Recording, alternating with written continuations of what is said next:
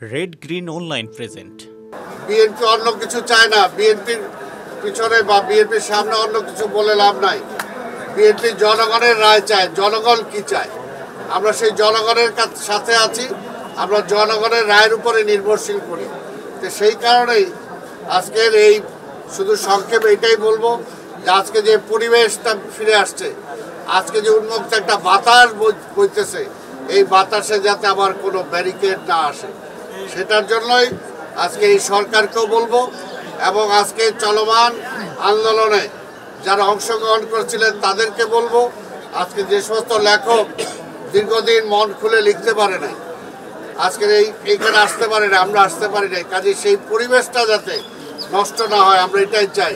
আমরা চাই স্বাভাবিক পরিবেশটা থাক, গণতন্ত্র থাক, সবাই যার যার মনের কথাটা বলুক, সবাই যার যার প্রতিনিধি নিজেরা নির্বাচিত করুক, কেউ যাতে জনগণের প্রতিনিধি নিজেরা মন মতো নির্বাচিত করার চিন্তা না করে। এটাই আজকে 21শে বইমেলায় আমরা বলবো যে এটাই আমাদের হোক, যে জনগণের অধিকার জনগণকে আমরা ফিরিয়ে দেই।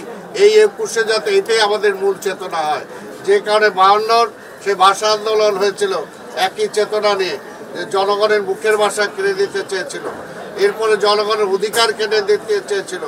গত 15টা বছর আজকে ফ্যাসিবাদ জনগণের মুখের ভাষা কেড়ে নিছে, জনগণের অধিকার কেড়ে নিছে, জনগণের যে মালিকানা, রাষ্ট্রের মালিকানা এটাই ছিল না, এই মালিকানা তারা বিদেশের কাছে বিক্রি করে দিছিল। তো সেই কারণে সেই জনগণের মালিকানা যে জনগণ ফিরে পাইছে, এটাকে প্রমাণ করার জন্য আমরা ইন্টেরিয়াম গভর্নমেন্ট আনছি।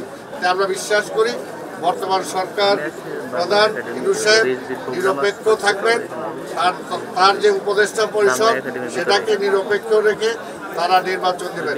এবং আমি ধন্যবাদ জানাই আমাদের বিএনপির সিনিয়র যুগ্ম মহাসচিব, আন্দোলন সংগ্রামের নেতা, যিনি আমাদের এই জিয়া সিদ্দিক পাঠাগারের সাথে একদম জন্ম থেকে আমাদের সাথে জড়িত।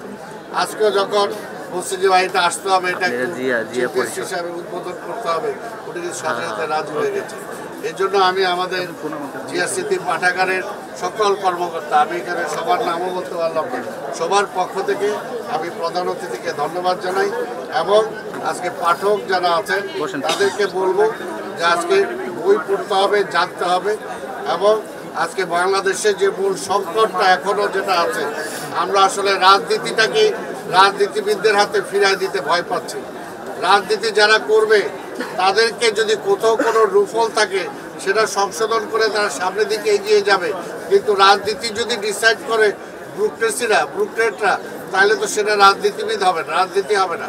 কাজে রাজনীতি কোথাও যদি সংশোধন করার কিছু থাকে রাজনীতিবিদদের দিক করতে হবে।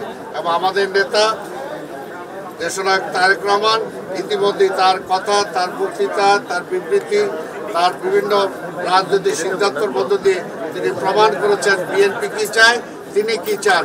কাজে জনগণ তার উপর আস্থা রেখেছে, সেই জনগণের আস্থা যাচাই করার জন্যই ভোটে আমরা যেতে চাচ্ছি। এই বিশেষ প্রতিবেদনটি যদি আপনাদের ভালো লেগে থাকে অথবা উপকৃত হন, তাহলে অবশ্যই এই চ্যানেলটি সাবস্ক্রাইব করুন এবং লাইক, কমেন্ট ও শেয়ার করে রেড গ্রিন অনলাইনের সাথেই থাকুন। Thanks to everyone. Red green online.